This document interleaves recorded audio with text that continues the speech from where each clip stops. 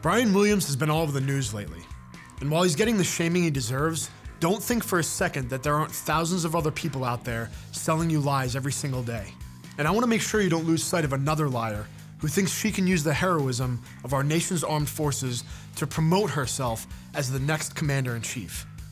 I certainly do remember that trip to Bosnia, and as Togo said, there was a saying around the White House that if a place was too small, too poor, or too dangerous, the president couldn't go, so send the First Lady. And that's where we went. And I remember landing under sniper fire. There was supposed to be some kind of a greeting ceremony at the airport, but instead we just ran with our heads down to get into the vehicles to get to our base. But it was a moment of great pride for me.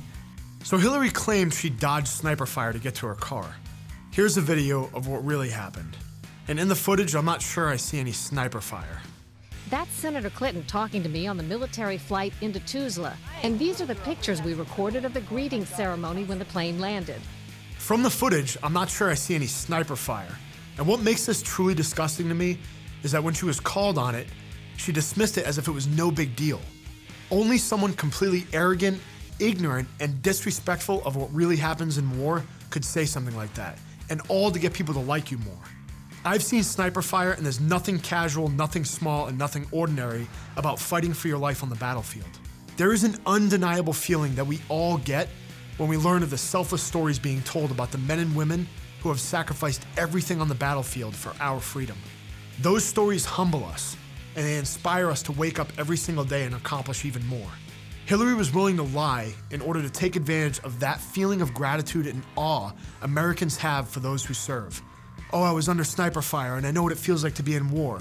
When she was called out for lying in that speech, she tried to make excuses saying she misspoke or her memory was hazy and she's only human. In my 12-year military career, I never heard an excuse like that from my leadership. It's impossible to even imagine that happening. When you fight a war or you lead a country, there are no excuses. Every day for 12 years, I had a front row seat to watch the most awe-inspiring feats of human achievement anyone has ever witnessed.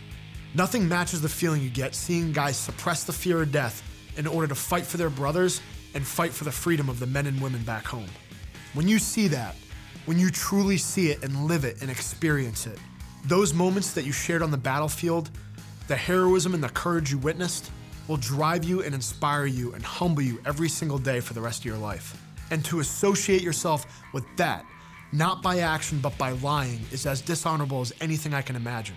Brian Williams is a joke, and he's getting the public shaming he deserves. But Brian Williams never ran for president, and he never laid claim to the title Commander-in-Chief.